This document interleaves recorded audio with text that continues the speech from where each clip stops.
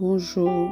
La Bible dit dans Deutéronome 15 au verset 10, donne-lui et que ton cœur ne lui donne point à regret, car à cause de cela, l'Éternel ton Dieu te bénira dans tous tes travaux et dans toutes tes entreprises.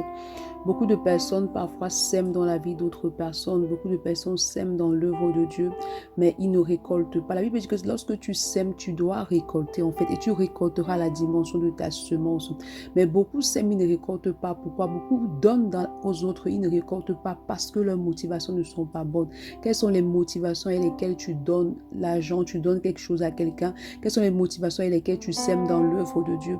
Parce que si ton cœur n'est pas droit, si tu as du regret, parce que si tu aides quelqu'un, si tu donnes pour l'œuvre de Dieu et que tu le fais avec regret, alors tu ne récolteras pas ce que tu as semé. Il est important qu'à chaque fois que tu veux semer dans la vie d'une personne, que tu veux semer dans l'œuvre de Dieu, que tu veux donner même quelque chose à Dieu, que tu ne le fasses pas avec regret, mais que tu le fasses de tout ton cœur, que tu le fasses par un élan d'amour tant pour Dieu que pour ton prochain. Parce que si tu le fais avec regret, alors tu ne récolteras pas. Le verset dit que ce n'est que lorsque tu le fais sans regret, c'est-à-dire lorsque tu le fais amour, alors l'Éternel ton Dieu te bénira dans tous tes travaux et dans toutes tes entreprises.